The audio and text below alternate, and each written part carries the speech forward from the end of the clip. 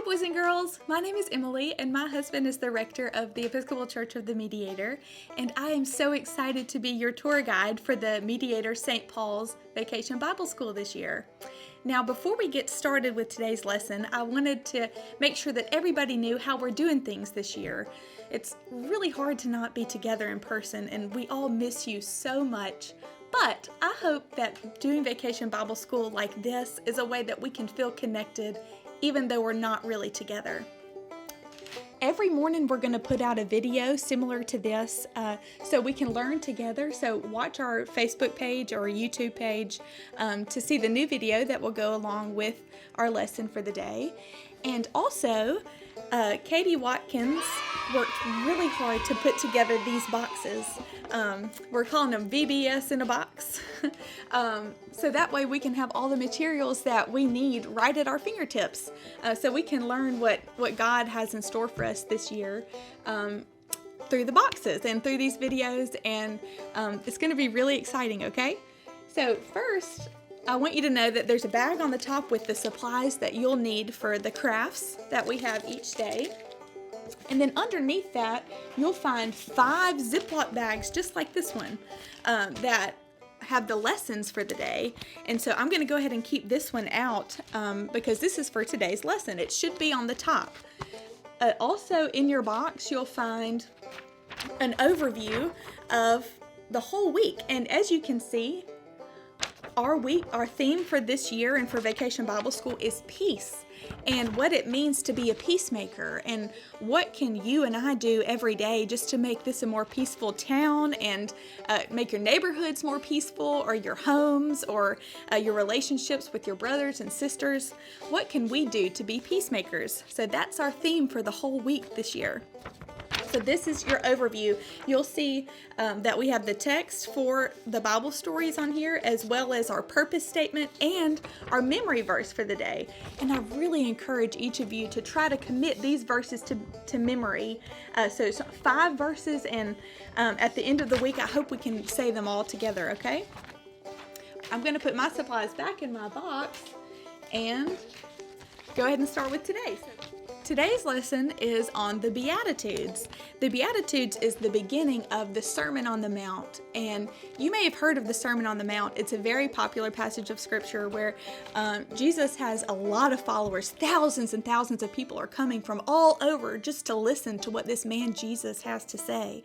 And so he stands on top of this mountain with all of these followers that have come from all over, and he starts the Sermon on the Mount with the Beatitudes, which is what we're going to walk through today.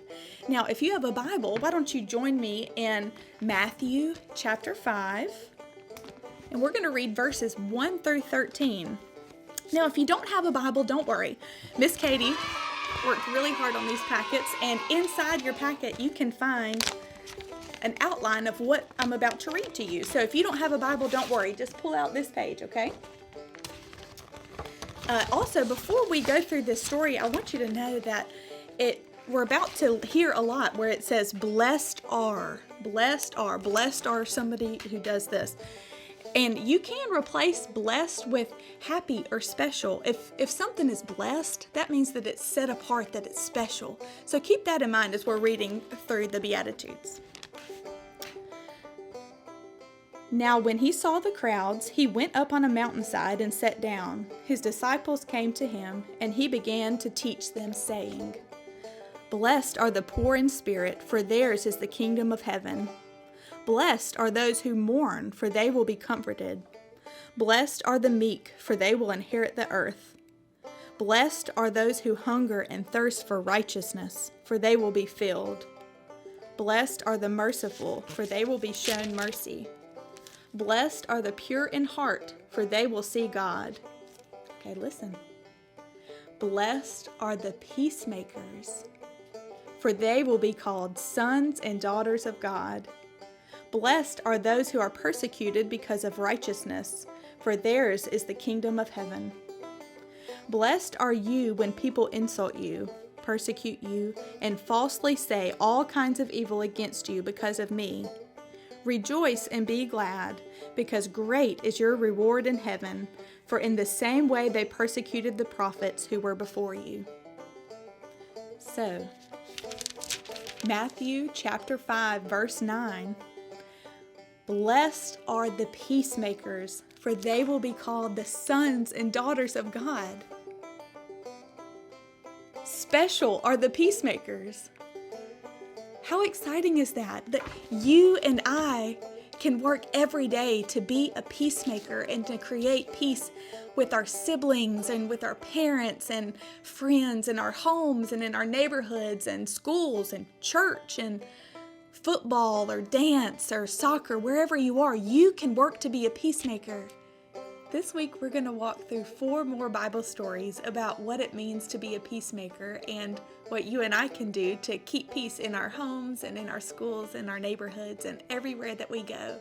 So I hope that you'll join me each morning as we walk through these 4 Bible stories. We're going to have a great week together, and I can't wait. I love you and I miss you, and I'll see you tomorrow. Bye.